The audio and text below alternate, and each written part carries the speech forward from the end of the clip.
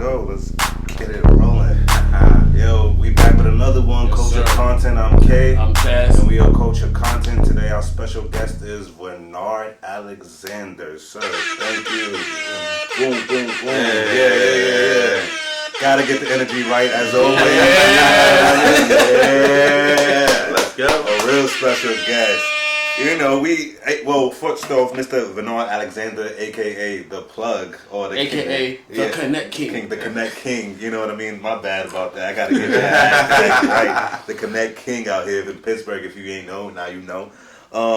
CCAC, Point Park graduate, Masters in Adult Education, Bachelor in Secondary Social Studies, and Associates in Teachers Ed. Yeah. Very qualified, certified brother here, and like I said, we all about quality, you know what I mean? Quality over everything. So, as always, our guest comes with a lot of accolades and, a lot of accomplishments.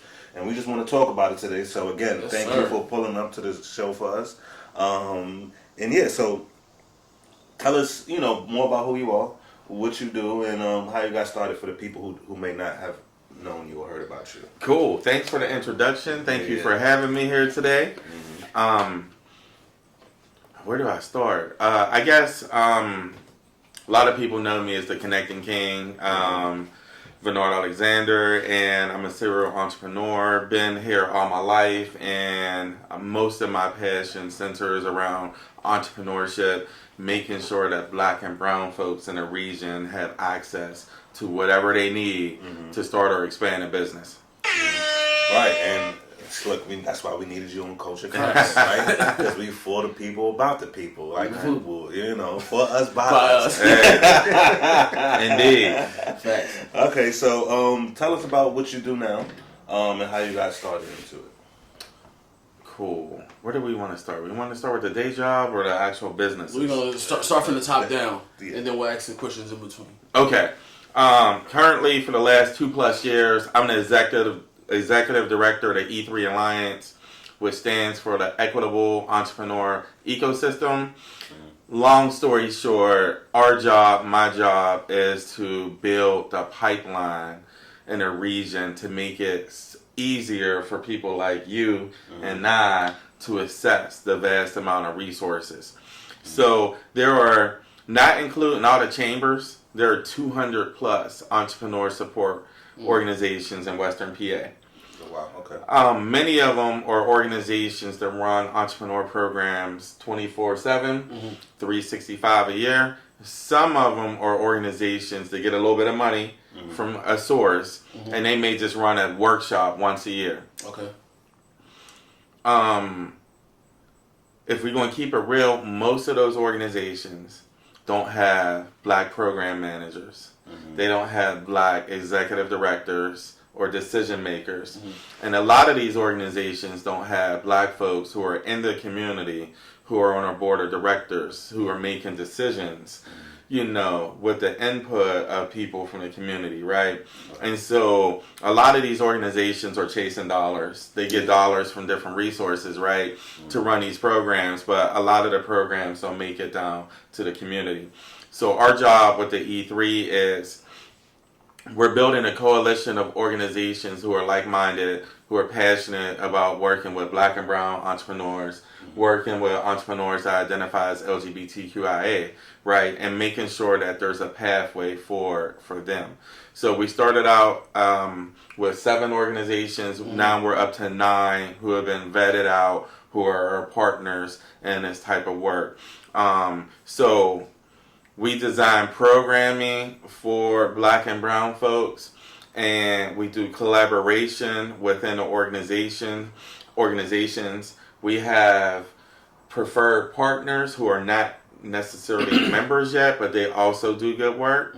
And what we also do on a lighter basis is that we kind of listen to the people in the community, and we're assessing these other 190 plus organizations and are they really out there doing the work, or they're getting money, right? And so there's a lot of organizations that want to be part of a collaborative, but we actually have an assessment tool where we rate them as well to make sure that they're doing equitable work within the community. And what is that? Yeah, how does that look? So we have this 20. We call it an E3 scorecard. There's 20 questions on there, and we rate each organization based on the answers and the score of the questions. So, for example, the black population of the city of Pittsburgh is somewhere close to 30%, right? Mm-hmm. So one of the considerations is, what does your client profile look like? You know, are you serving at least 30% of people who are black and brown? Now, if not, then that's not necessarily a deal breaker, but kind of explain to us what's your plan moving forward to tap into the communities and making sure that folks have access to these resources. One of the questions is, what is your staff composition? Like, what are practices do you have where you're hiring more black and brown folks and folks that have, diverse candidates? Do you have an equity statement saying that you really support, black and brown folks, social justice movement? Do you have a LGBTQIA statement saying that you're not as, being discriminatory practices from folks who, are gay, lesbian, trans, etc. So, we just basically are out here, creating a pipeline and bridge for folks who are from underserved communities and making sure that we have equal access. Some of these organizations are getting a couple $1 million a year to work with 10 entrepreneurs. Right. And they're all white and they're all tech, right? And, there's a place for that, but like, what are you doing to tap into these communities where there's black folks who are interested in tech and who have tech ideas and who need a little bit of capital and mentorship to kind of get their idea off the ground? Catapult them to the next level. Yeah, that's breaking crazy, barriers, man. Absolutely. So that's what I do during the day. I'm also the founder of CKV Suites, which is a 1,200 square foot intimate size event space in Homewood on Homewood Avenue. People check that out. Thank you. Phone locked. There you go. we got you. So right in the Homewood, man. People rent it out for birthday parties, repasts, graduations, any type of event as long as it's legal. It's a beautiful space, 17 windows all the way around. A natural light. Natural light's fine. Come on now. Started it almost 6 years ago. I have 2 business partners now that I brought in a year ago because, I had my hands in so many things and I'm so busy that, sometimes as entrepreneurs we cut corners. Right. And we think people can't see them. And, for me, I could not effectively do everything. So I had to bring in a couple partners who, could add that extra touch to it to elevate the space. And can I say something about that? That's basically you're scaling your business, right? Because, like you just said, you're stretching yourself, right? So they say, like, when you can make $1 million by yourself, right? But in order for you to make $10 million, you need a team, right? You need to duplicate yourself and have people do what you need to do. Or do what you can do. And then some, add value. Exactly. Right. Exactly. So I gave up 60% of equity of the business for $0. This is like right? Shark Tank out here. Right? Because my thing is, my time is more valuable than money. So instead of being in a space 10, 15 hours a week or more, I'm literally, my involvement is very minimum. So, like, to me, even if I only make, $100 a month from the space, I got my time back to do other things and to make more money. And you still potentially Right. How do you come up? Was that the sole decision why you gave up 60%? Was just to get your time back? Because I feel like that's a lot. I feel like if you split it between 2 people, so therefore I think it's still the majority. 30-30. That's what it sounds like to me, 40-30-30. 40-40-20, and I'm 40. Okay. One of the 40s. So you don't care about not having like control over the business anymore. You just, absolutely, I don't. You don't. No. But I heard like when you start your business, that's like your baby. Like you just was like, I'm gonna let go, or you just knew it was time to let go. Right, but it's also not my main business as well. You know, so that would be different. Right. Okay. And speaking of the main business, 17 years ago, I founded the Minority Networking Exchange because I was concerned about the retention of minority-owned businesses in Western PA. So a lot of what I've done over the years is host a variety of business and social networking events, business consulting. Business has pivoted over the last few years. So what I mainly do is I host events in the community. I host a Motivational Monday at Nobleman Cigar Lounge every Monday in Penn Hills, which is geared towards business networking. There's also a guest bartender event that's kind of embedded in that as well. So sometimes there's two events in one. A couple times a month I host guest bartender events at Younger's Bar on the north side, and I get local celebrities. Shout out to Jamie. Yeah, he's one of our guests. That's right. I saw that. The LU connection, you know. Yeah, Jamie's my guy. Everything full circle, right? Man. So we host guest bartender events there. We get local celebrities. We've had current mayor A.K.A, former mayor Bill Perduto, many former professional athletes. And they guest bartend, and all the money goes to their charity of their choice. Nice. You know, and so we probably raised about $100,000 over the last few years doing that for different, mostly Afrocentric grassroots organizations or community sports leagues, and whatever their cause is, that money will go to it. So those are some of the events that I host.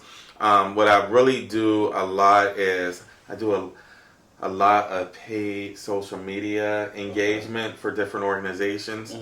So my core market is white-led nonprofits, foundations, corporations, and some Afrocentric organizations that have resources, programs, or whatever type of message that they want to get into our community. So that's like my core, and then I promote it for them online for a fee. Okay, and this is on your platform. This is on my personal Facebook page, right? And so, you know, it's very lucrative, and it's pretty much like my favorite thing to do, you know, so.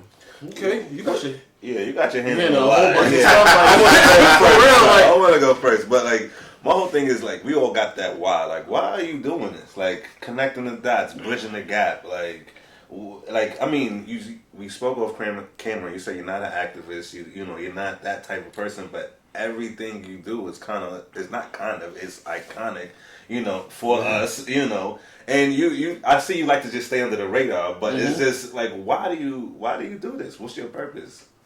It started out as just connecting Black businesses to help them to obtain resources. And I want to say probably around the time you moved here, and maybe Well, him and me, I moved 10, 11 years ago. Right. Okay. So the only Black radio station that we have are like the most major, Whammo.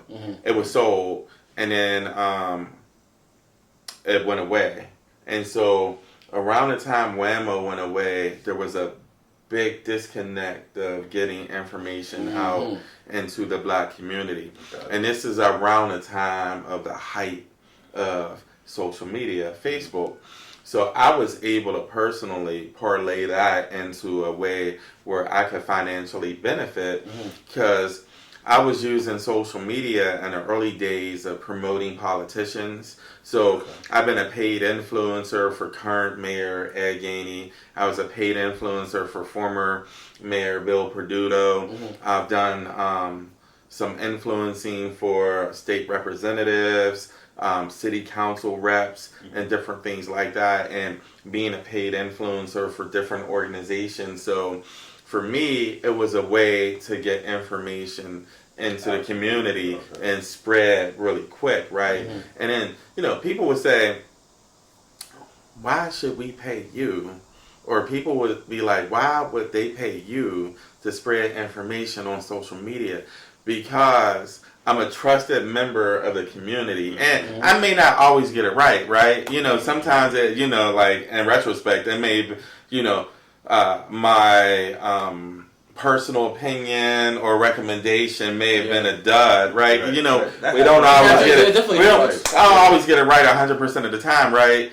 But you have these organizations that will get ads in newspapers, radio spots, Pittsburgh Regional Transit, you know, buses, this, that, and the third, and you don't know what that return on investment is. Mm-hmm. You know, I've had many campaigns where someone paid me and was like, we had 50 slots for this program, and I'll put it out on social media, and within an hour or two, there are no slots left.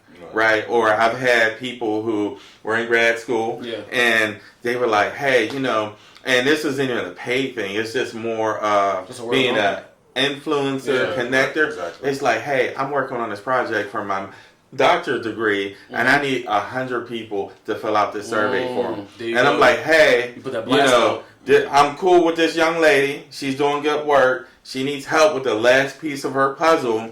Can somebody fill out this survey for her? It's going to take 10 minutes. Then she reached out to me within 2 hours and be like, I got 125 results.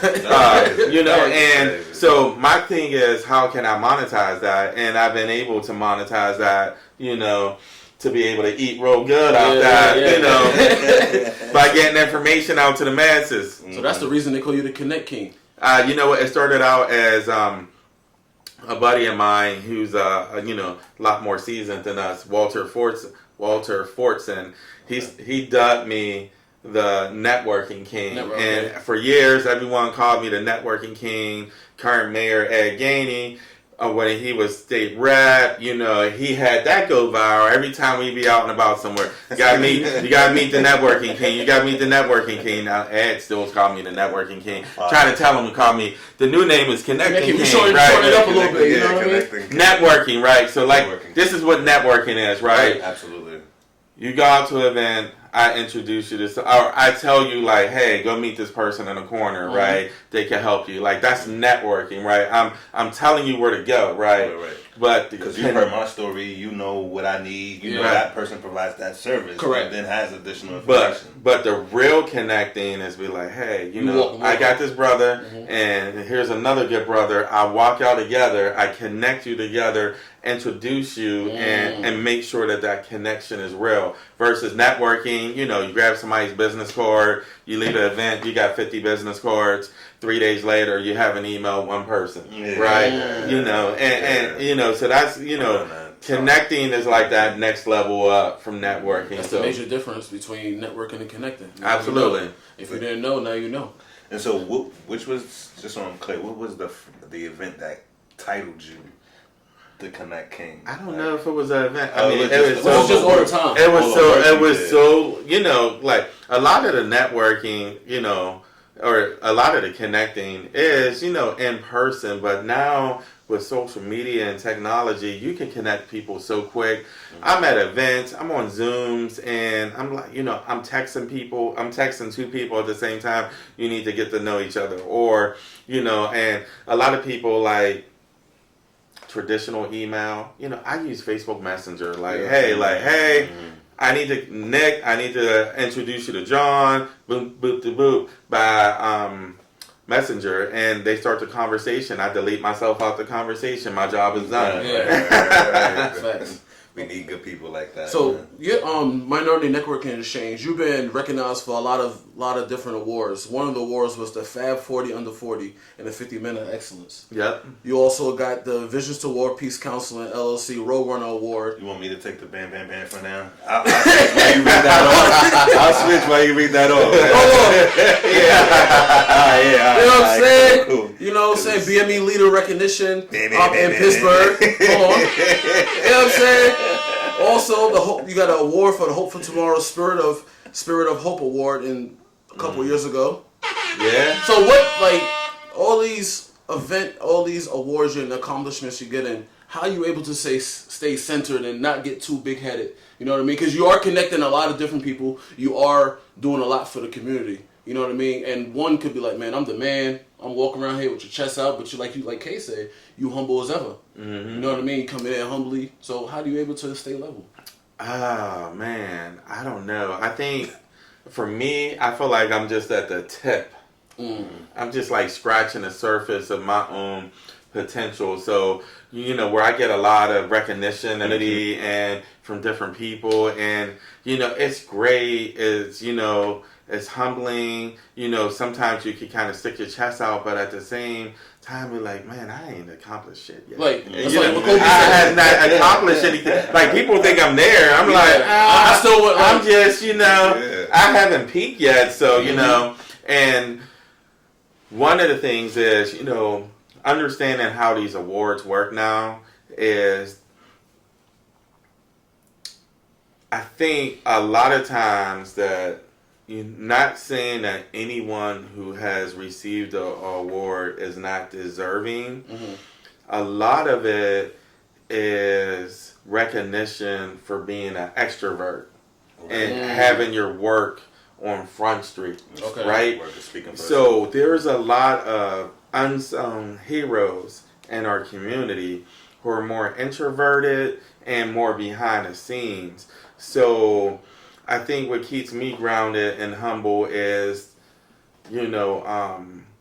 making a mental note of who some of these folks are. Mm-hmm. And when these awards roll back up the next year is to kind of like repay the favor, so to speak, by nominating folks who have never been nominated for anything. And, just making sure that I kind of give back in that way of quietly, helping somebody else kind of be on Front Street, because you never know, some of these awards may lead into speaking opportunities, financial opportunities as far as contracts or even employment opportunities.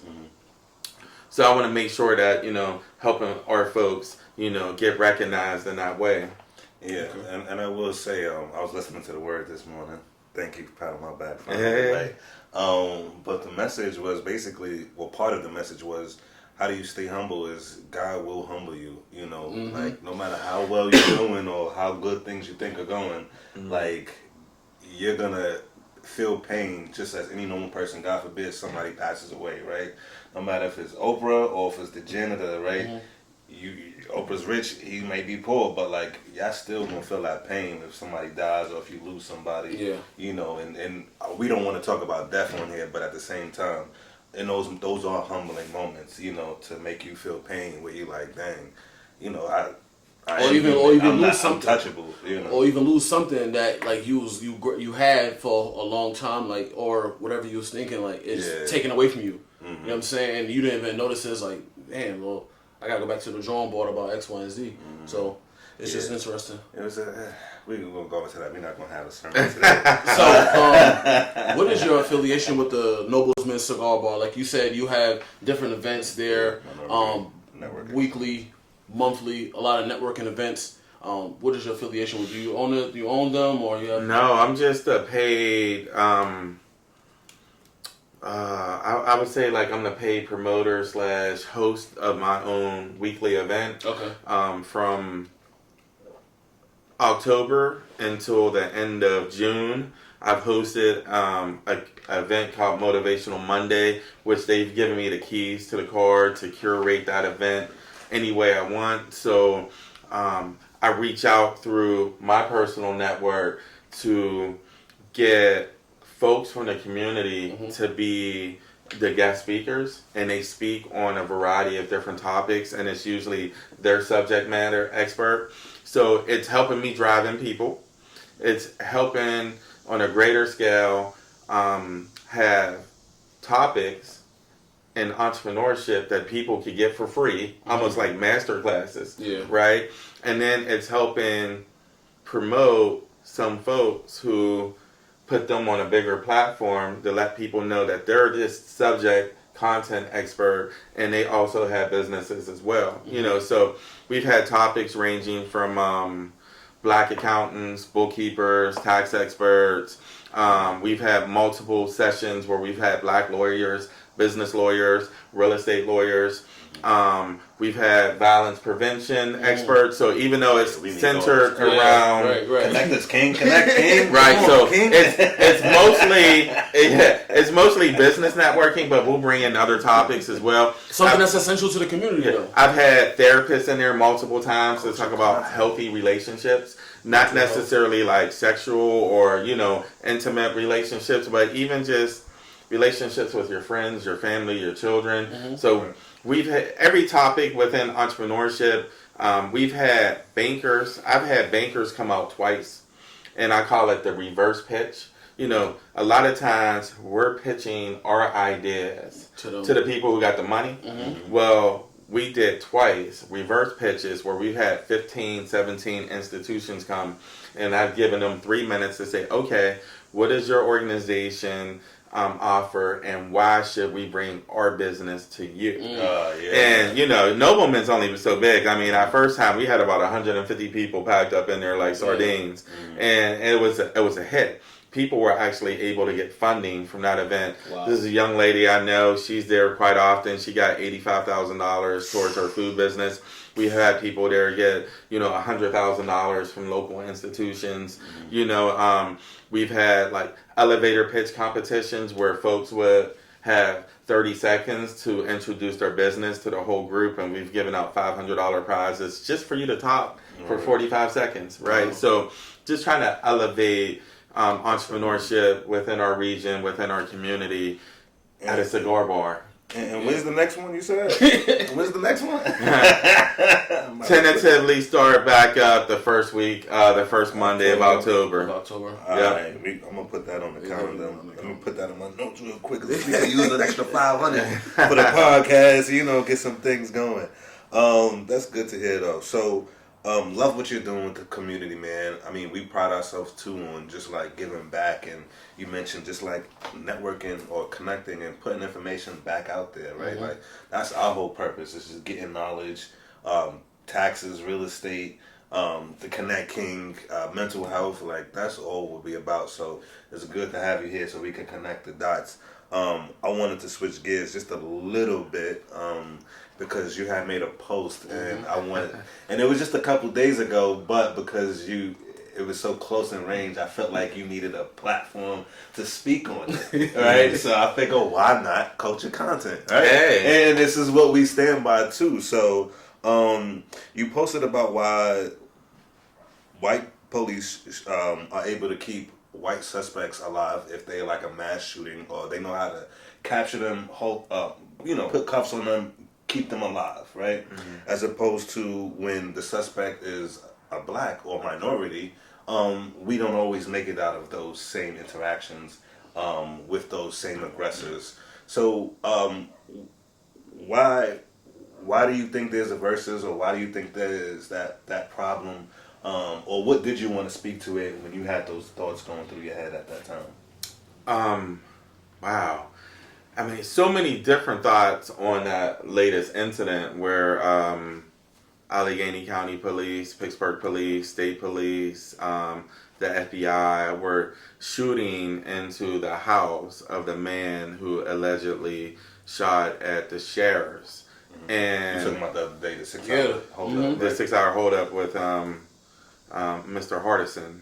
Yeah. And my fiance and I actually live on that same street. Oh, wow. And we live 6 to 7 blocks east to there. So, I was at work. She was off that particular day. So I called her, let her know what was going on. And she knew about it. And I was just like, stay home, whatever. Yeah. And, I just think about locally and nationally the incidents that occur where mostly white men are able to walk away and have their day in court. I think about that young white boy who went down into the church. I think it was in South Carolina or somewhere, and he shot it down the roof. Killed I think 12 or 15 people at the church. Was able to go to McDonald's or somewhere. Took him to Burger King to get Whopper Jr. Right. You know what I mean? That's crazy. Here in the city of Pittsburgh, we had, the Tree of Life massacre where the guy went into the synagogue and killed a dozen people or so, right? And shot and injured multiple Pittsburgh police officers and was still able to, surrender and have his day in court. Around the time before I think he moved here, and it may have been 2009, in the city of Pittsburgh in Stanton Heights, 3 police officers were shot and killed by a guy who ambushed the police. Wow. A guy had an episode, I think, with his mother or someone, and when the police showed up, he shot and killed 3, including a black police officer, and he was able to surrender. And I just think about all the other incidents where, locally and nationally, where there may have been a black man with a gun, and sometimes it may not have been an aggressive movement, but just because he had a gun on his physical presence, that he was immediately shot and killed. And so my question is, like, what goes into these decisions? And I know the NAACP and some other organizations locally had a meeting a few days ago with the new Pittsburgh police chief, and they were like, some people on my post was like, bring your questions to him. I was like, he's been here 60 days, right? So even though this is a law enforcement issue, I'm not going to put it on a guy who's, paperwork is still wet, right? And it's just not him. It's a systemic issue that involves, it's so many layers. It's, Pittsburgh Police, Allegheny County Police, Port Authority Police, State Police, and it could be a national conversation. It's just not. It's more than one conversation. Like, what is going into this? And we've heard stories where in the police training, like they have dolls or mannequins that look like black dudes who are dark skinned with dreads or braids, right? So I think sometimes even the police do all this psychological testing before they could go on the street, but it's already put in their head, like what subjects may look like, This is a threat, or this is harm to you, all based off your skin color, right? Or for real, any threat. And I know as a clean cut, light-skinned guy, light-skinned black man, that I have certain privileges that you, as a dark-skinned guy with hair, and especially if you had like braids or locks, that even if we walk down the street together, they may look at you differently. They might tense up a little bit different, that's right. And these are real things, and that we really need to discuss. Yeah, and I want to bring it back just real quick about the guy who had the shoot. What's his name? I forgot his name. Mr. Hardison. Mr. Hardison. I don't want to say his first name because I got 2 in my mind, and I want to make sure I say the right one. Oh, okay, yeah. But it was so numbing because when I heard it, and I was just like, in the back of my mind, I was like, I hope he's not a man of color, because I'm like, if he's a man of color, he ain't making it out of this 6-hour shootout, Especially when the story's out that he was shooting back, and I'm just like, in my mind, before, probably like an hour in, I'm like, there's no way he's making this out alive. As opposed to, like you said, if it was somebody else, I was like, if it was white, he's good, But I was already thinking that before you even said that, so it's just like we've already been programmed in ourselves and conditions, not even as police, but just as society, to know that it ain't gonna end good for him, and I hope that does change, because that is a systematic problem. You can't put something like that on one person and expect him to fix it within any amount of time, right? Because there's all types of checks and balances he's gonna have to go through himself just to get anything to change. And then he probably has a boss that may or may not approve it. You know what I'm saying? It's always people that are bosses. That gotta answer to. Yep.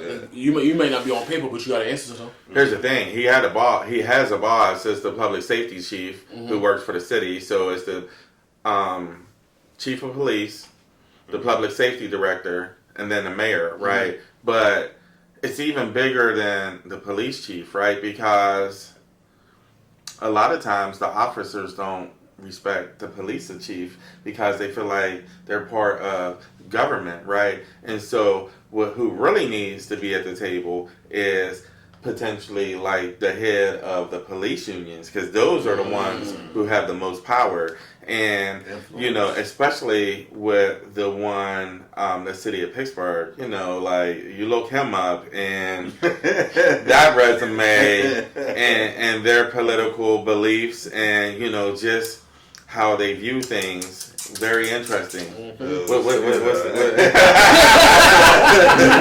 don't know if I'm on that. Okay. No, you know, just a little sketchiness. That's what that was. Right, that's all it is. We wasn't trying to say it. No, yeah. I mean, it's funny because we all know what the purpose of the unions are, is to protect our people, right? But especially when police get caught doing wrong, they go hard to make sure that their jobs are restored. And it's like, well, are they above They are. Law and order? Law and order. Mm-hmm. Because if you and I jaywalk, you're going to give us a $150 ticket. Whereas, you beat up your girlfriend and you get suspended and still, come back on the job. I'm like, it's crazy. Yeah, it's kind of crazy. But they've been doing it. Whether they running a light, they putting their sirens on for no reason. They be on the phone. Texting and driving, then crashing into people and then blame them. Oh, yeah, that's the crazy part. I'm like, yo, you for real? How you texting and driving, crashing into somebody, and then blame the person? And then say, oh, my headlights. I was at the, it was probably 5-6 years ago, I was at the Pittsburgh Zoo with my sons, and we were in the children's zoo section, right? And they have a little playground in the back, and so it was just us there. It was, I think it was my ex, my children's mom, and my two kids. And there was this white family there, and husband, wife, two children. And,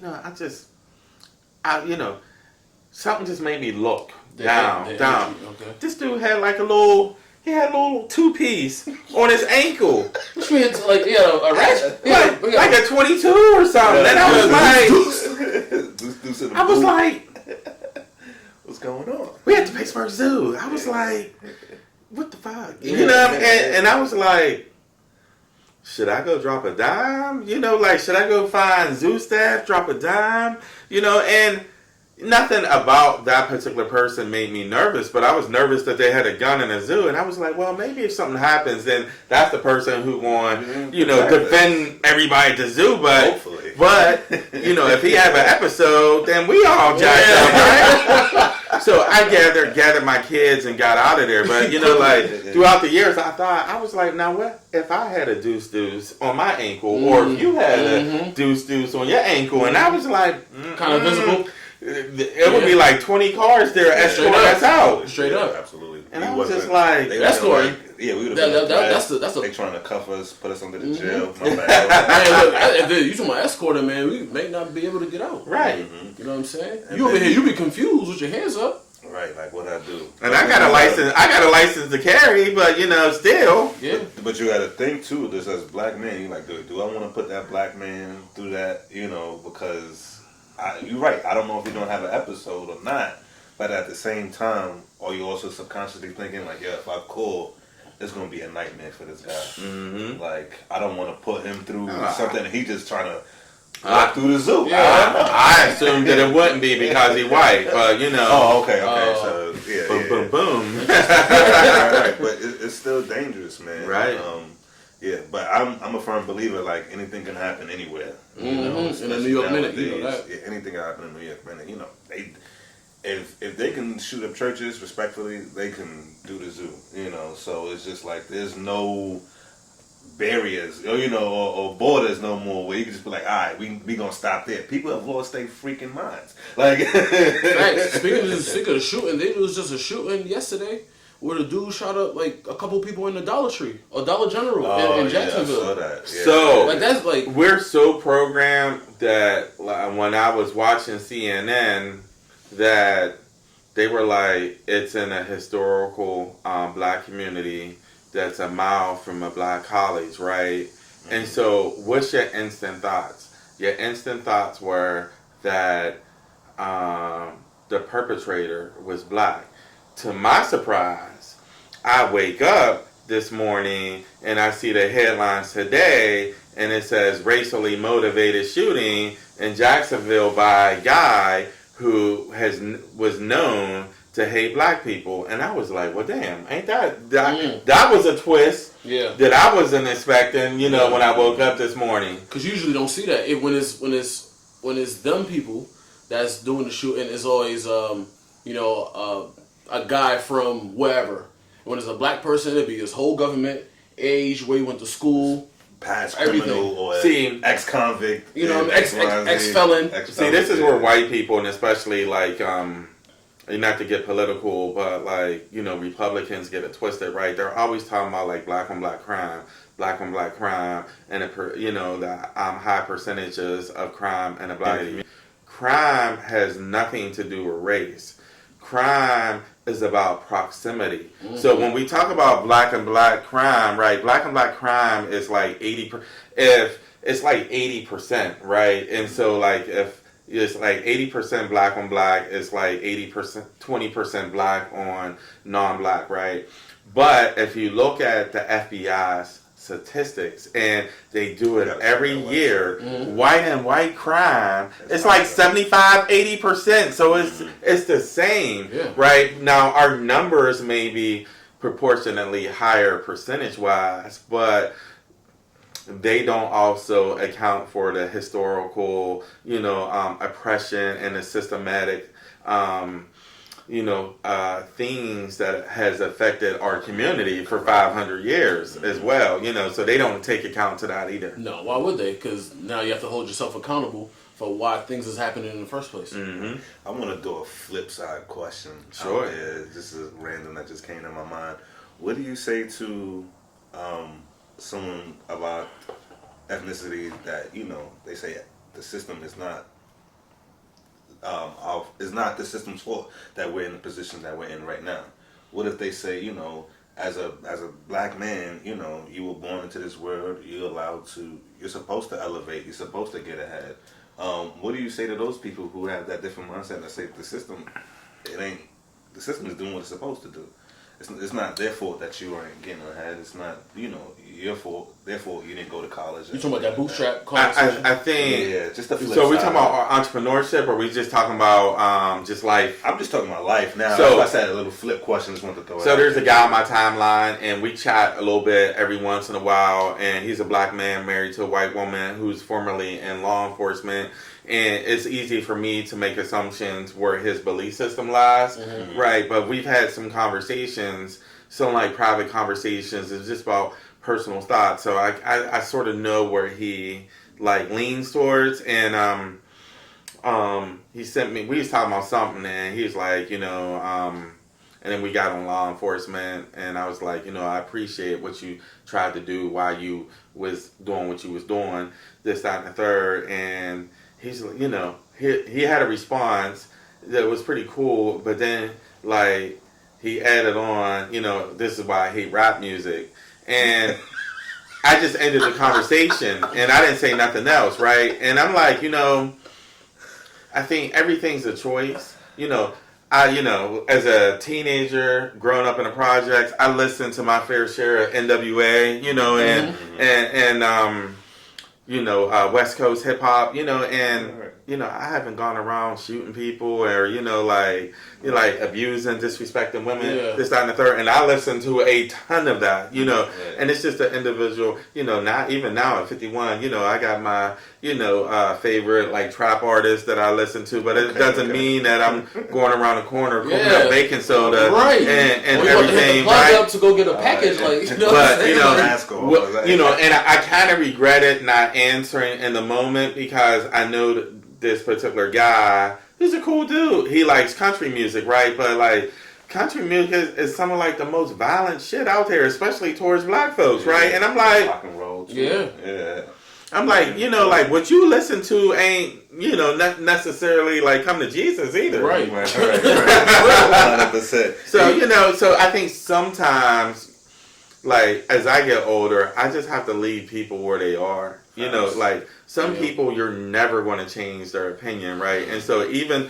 no matter how factual, you just have to let people learn their lessons, because no matter what you think or you believe, at some point in time, America is going to teach you that you're still a black man in America, right? And so if that lesson has not come yet, it's going to come. And if it don't come to you, it's going to come to your kids. Right, 100%. Unfortunately. Yeah, thank you for answering that question. I was like, I know that wasn't on the agenda. I like random questions.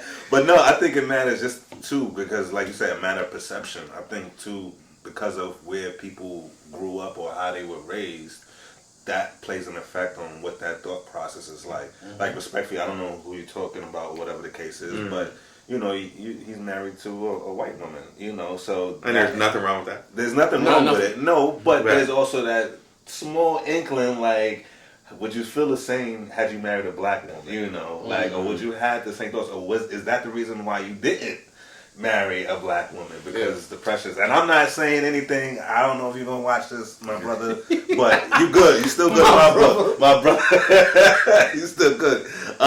But it's just real, because being from New York, there's no way that I didn't think that the system had anything to do with my upbringing, or it didn't put me back even a little bit, because I see it every day.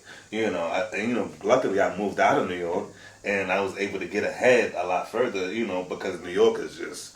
New York is crazy. New York is crazy. Yeah. We all know that. Let me tell you about the system. So you work... Do they know where you work at by day? Because if not, we won't mention it. Yeah. You can. I mean, okay. All right. So check this out. Right. When I used to be a teacher for this big public school system, Pittsburgh Public Schools, right? And this middle school I worked at, they had this list, right, that somehow came across my desk, right?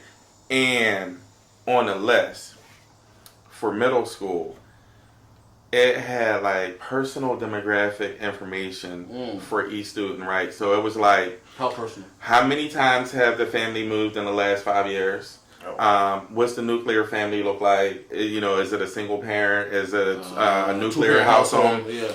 Has a child been held back at least once? And like, what's the grades, right? GPA or whatever. So there was like 8 different variables on it. And so then it was like,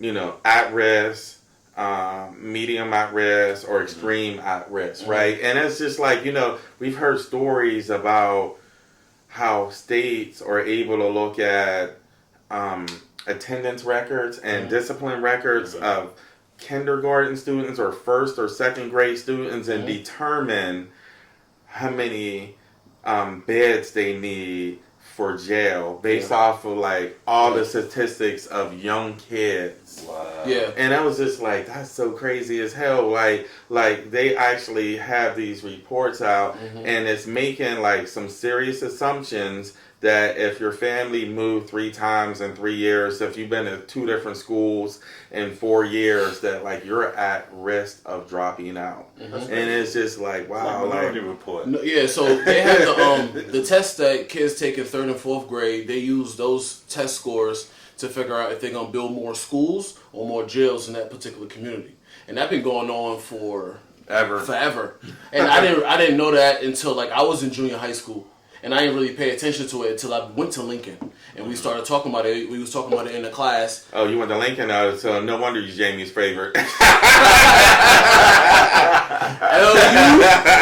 no, so we discussed that. One of the professors was discussing that, and I was just like, yo, this all makes sense. And they was saying like how like those variables they was talking about, and also like suspensions, and that goes into like how kids are being diagnosed to put into special ed as well. Wow. And kids are being misdiagnosed to put in special ed because they might have some behavior issues and they classify as ADHD or ADD and all these other type of things, and then you know that's when they recommend you know, trying to put them on medicine and things of that nature. So like all that stuff plays a part into the school, you know, pipeline from, you know, school to prison. Yep. You know what I mean? So like all that stuff like we've been talking about is all systemic, and it's just kind of crazy how the thought process behind people making decisions for us that you don't even know is even happening behind closed doors. Behind the scenes, there's a small group of people pulling strings. Yeah, that's a deep topic, man. We should have you come back and talk some deep dive further into that for sure. Absolutely. We have to have you do like a live podcast at Nobleman in the fall or something like that. That would be great. While we got the Motivational Monday, yeah. You guys could be out on the deck, and then you could just interview people coming and going, you know, all type of topics. Sign us up. Crazy. Yeah, we're good for having a list of questions. Yeah, absolutely. Cringy questions. Oh, listen, I've cleaned my page up. You know, a lot of people know my social media was reckless back in the day. I would just post any type of questions. I just wake up and be like, like he going for blood. Just asking people like where this place you had sex, and people respond to. I had like 500 comments, people like stuff like that. Sex with you came with a warning label. What would it say? And listen, I had politicians comment and pastors and church. Aren't you supposed to be writing a sermon right now? Like, what are you doing? Like, he comment on. He's not talking stuff. But I was like, you know what? I'll come to your church though. Like, you ain't afraid to be in the mix. Like, I ain't trying to go to the church of the pastor. Like, this is a sin, and I've never done anything wrong. Meanwhile, pastor be like, he'd be like, I fucked up. I'm like, I like your church. I like you real. Like, listen, I'm going to your church. Facts. People don't want to hear that, clout stuff. Clout all the judgmental stuff. Keep it real. Keep it 100. You know what I mean? And if you're watching this, and you have a church, right, and you say, come as you are, and a lady come off the street, and she don't have no clothes, and if the mothers of the church come give her a blanket and put her across her legs, right? And you shaming her, but you're not addressing the people in the pulpit who may have the wandering eye. So instead of looking at the camera, right, which is her, you should be talking to people over there who got the 4-piece suit on, right? If you ain't doing that, then we ain't going to your church either. Are we allowed to Yeah, because those be the judgmental people that he causing the problems. No, they don't accept them. No, they accept people. They're the ones who also hitting 8 of their members too. But you know what I'm saying, we ain't gonna talk about that. Sister Annalise is coming up from Bible study and all that. Like, what's going on? Like, what you mean you working late? Working late is crazy. Talking about you laying hands. Yeah, you laying more than hands, bro. It's definitely going up. It's definitely going to get its own section, its own clip. Let's bring it back though before they shut us down. We love everybody. This by the way. So hold on. You guys? Yeah. Talk to us. Jesus love you too. All right, real quick. Talk to us about the principles of doing good business and not being shady. Yeah, the principles of doing good business and not shady. So, if you guys need any type of entrepreneur assistance, you could reach out to me. Easiest way is to reach out to me on Facebook. My page is public, Vernard Alexander. There is a post pinned to the top of my page. Read it if you like. I posted on it's all about integrity. It's all about integrity. Listen, you have to practice integrity, right? Exactly. We're in an era that black entrepreneurship hasn't been since the 60s, right? Where folks are being intentional about supporting black businesses, black folks, white folks, corporations, organizations are looking for quality businesses to support and to invest in, and you need integrity. There's folks out here who will scam you in a minute. Absolutely. Running 2023 versions of Susus, right? And version of Susus, right? You have to practice great integrity. A lot of people are like customer service. Customer service is important. I think we hold black businesses to a higher standard when it comes to customer service. You could go to McDonald's and get your order fucked up 20 times and you're still going to go back to McDonald's. But when that black business mess up one time, you telling everybody on social media, and it's keep like that same energy with everybody else. It's like crazy. I think social media has us, a false sense of closeness. We feel like we could touch everybody because of social media. Every time I turn around, somebody tagging Mary Gainey in a post fix it. Do you realize that this dude is responsible for 300,000 people and he can't fix every individual problem? I'm there's process and order, right? And you just have to go through it. But practice good integrity. Deliver a good product or service and have strong communication. If, there's a delay, if there's an issue, just reach out to folks. And, folks is willing to, work with you, but when you go ghost and get people for $20, $30, $40, $50,000 and don't deliver, certain things, there's gonna be people looking for you. Like, I don't understand how people do that morally and be okay. Right. It's just like that would sit with me like a month. Like, listen, you can't be able to sleep. You know what I'm saying? Because you like, damn, I'm really got on. Like, what? Because you think people gonna bust in your door. I mean, where we from? If you get somebody for some money, they coming to see you. Especially 30, 40. You know what I'm saying? It was about a year ago, maybe a little bit longer. Somebody made a post about CKV Suites, but they did not tag CKV Suites. And there's somebody I've known for years, and there was multiple posts that went up, and they talked about the cleanliness of the space of the event that they had. And so I reached out to the person, and they was like, yeah, it wasn't, to where it usually is. And, there was this, there was that.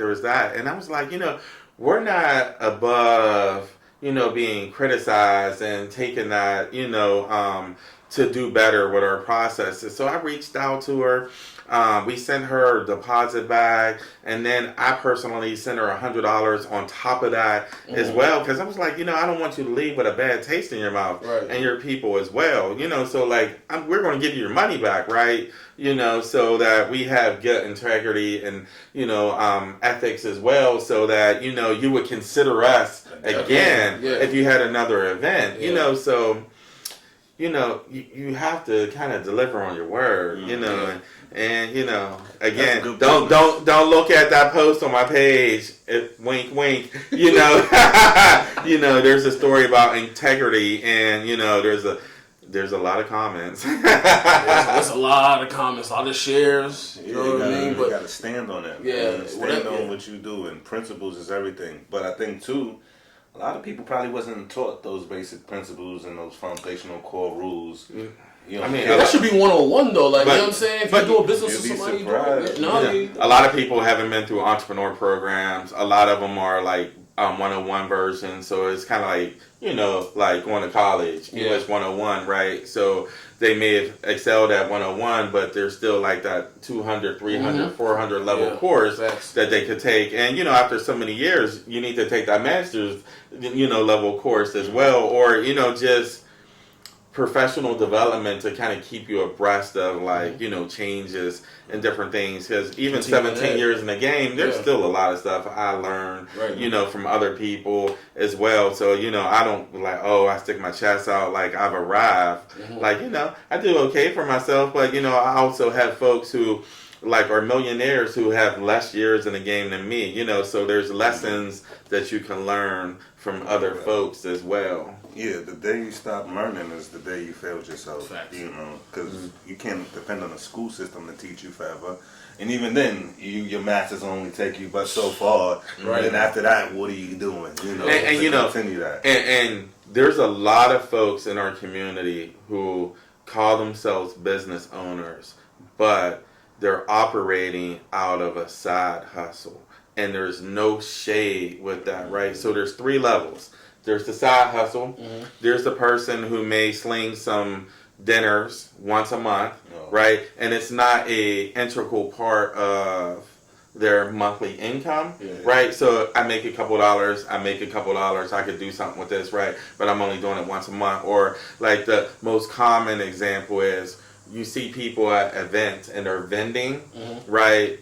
If I make sales, I'm cool. If I'm not, then I met some new people. Like, that's how you know that's a side hustle, right? Because they're not really like hustling, right? You're not scaling. And so then you could be at that same event, and then you have a person who's in front of their table, and they're greeting everyone who come past. They're like enticing you to come in to buy something. Like, this is what they do. This is how they make their money, right? This is a integral part of their income. This is how they eat, right? So there's that difference, right? So then that's a business, whether it's full-time business or a part-time business, and it becomes part of what they need to survive. And then there's the full-grown entrepreneur that this is what I do, this is my only line of income, I'm out there hustling every day. Yeah, if I don't make it happen, I don't eat. Right. But that's also a mindset too. You know what I mean? Because you can be having a whole bunch of things going on, but not put this as the forefront. Whereas it could be a side hustle, but your mindset is on this to be. And there's and there's nothing wrong with being a side hustle. It's just there's a point where it goes from side hustle to a part full-time business to like this is what you depend on every day. 100%. Okay. All right, Vernard. It's been a pleasure. Same here. We had some hot topics. Hey, listen, I want to come back and just do current events. Yeah. You're always welcome, man. Yeah, I may not be invited to places anymore, but I'm okay with that. Well, you're always welcome at Culture Content. Hey, I appreciate Anytime you want Culture to get Content. something off your chest, just let us know. Absolutely. So, the Minority Networking Exchange. I'll give you my website, but I don't have one. Well, real quick, I don't have one. Yeah, before you give out your tags for that, what's your next endeavor to give back to the community, or if any? Like, what's your next plans?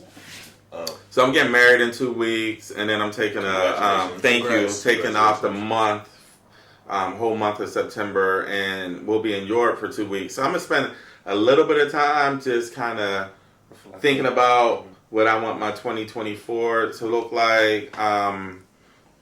Seriously, he's planning that now. Yeah, right. He's planning that now. I'm seriously considering going out to be a full-time entrepreneur. You know, I'm at a point where I can, but I'm also at a point where I have 2 sons who are looking at college soon, so I may do some things that may be strategic in helping them pay for school without them getting a loan. You know, so I got a couple different things that I'm working on, but business-wise, actually, I plan on doing less so I can make more. Ooh.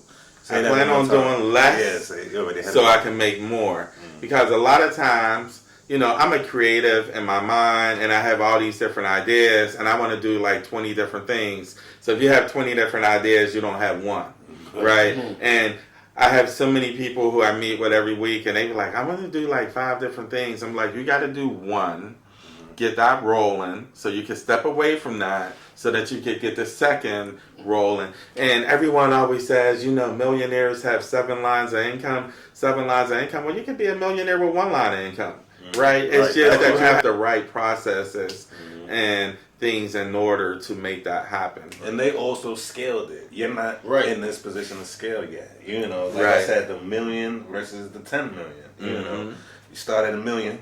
You know what I mean? Pun intended. And then, but you create teams, and that's how you have multiple avenues as a millionaire. You don't start off like that. Right. Yeah. You build up to it. I saw a post. Somebody had like this post up a week ago, and it was like, would you do this versus that? I can't remember what the first was, but the second one was, would you be willing to work 13 hours a day for a year to make $100,000 a month, and which is be 1.2 in a year? And my instant thought was, no, not at 51. The 21-year-old me would do that, but as the older I get, I value my time more. And so, like, even though that's a nice amount of money, and not knowing what type of work that may be, I'm not at a place in my life where I don't want to work 8 hours a day, not alone 13 hours a day. Even for $1 million, because at that $1 million, how much of your existing life is that going to cost you? You know, even though you may be providing a legacy. I guess the last thing I want to say is, one of my favorite books is Why Should White Guys Have All the Fun? And I cannot think of the author's name. Why Should White Guys Have All the Fun? Autobiography, the first black billionaire in the United States. And the guy started out as a lawyer. He grew up in Baltimore. And he brought this international company for a shade under $1 million. He got investors to give him most of the money. And all his life, he worked like 16 and 20 hours a day. So he worked hard, played hard. But after the $1 million deal went through, $1 billion deal, 6 months later he was dead from an aneurysm. And I'm like, so like even personally, I've had these lofty goals of being like a multi-millionaire, this, that, and the third. And even though, I do very well for myself, I'm like, even if I don't get there, but I still, are able to enjoy my life, where it is, I'm okay with playing more than I actually work, you know? So, you know, that's my whole thing is, you know, I think we as Americans, we work way too much. And I don't want to do it no more. You know, and you know, and I think I've discovered my own system where I can make more money in literally a lot less time. And like, that's the thing. And I don't have to be greedy, you know, and I want to teach you how you can do the same thing. Yeah, work smarter, not harder. You know what I'm saying? So that's all what life is about nowadays, and that's what 2020 told us. You know, like, yo, we've been spending way too much time at work and not enough time with family. Absolutely. And, you know, I think there's a balance that some people don't want to work, but then I think that's the other half of it is people know their worth, they value. Like, yo, I'm not going to give you my life, like, no matter how much you pay me, you know. Absolutely. So, yeah, I think that's important. So, last but not least, can you run us down and tell us where they can find you at, your website? No, let me start. Or how they can get in contact with you. And then we got one more thing for you, and then we're going to wrap it up. Hard to find a web developer in Western PA, especially a black one. There's some good ones out there, but there's some scammies, and he was the only one who was exposed. But anyway, you can find me on any social media platform, Vernard Alexander. You can email me at Vernard@VernardAlexander.com. VernardAlexander.com will be the new website once I find it. Listen, you can always call or text me unsolicited, 412-303-0808. But you know, social media is where I probably spend the most time, you know, so that's the easy way to definitely connect with me. And I have a newsletter that comes out a couple times a week as well, so you can tap into that by, you know, shoot me a text or reaching out on social media so that you could, you know, find out more about what's going on around town, you know, with entrepreneurship, etc. Yeah, we're going to get on that newsletter as well. Yeah, we're going to tune in with you on that motivation on Monday or at the Cigar Lounge. We're going to tap in for sure. Absolutely. So, last but not least, as a guest, we got you just a little thank you gift. Nothing crazy, you know, but we appreciate you. Yeah. Pulling up. Thank you. Drink that at your leisure. Yeah. He like open it now. Like, while wait. I'm a percent, you know. Thank you. 100%. Yeah, it's your wristband. Exclusive. We gonna get some new ones. Yeah, we'll upgrade them. We'll send you the new ones too. But yeah, on that note, man, again, Mr. Vernard Alexander, we appreciate you for coming through the show and showing us love, talking business, talking current events, you know, all the above, man, and that's what we strive for.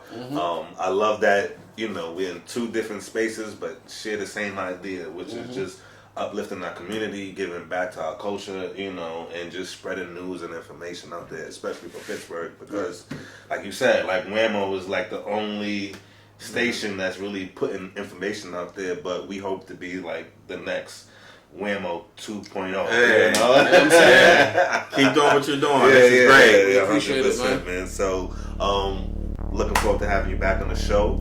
And so, real quick, we're gonna end it. You can say your name when it's your turn to go. All right. I didn't coach you at the beginning, but we gonna do it the right way still.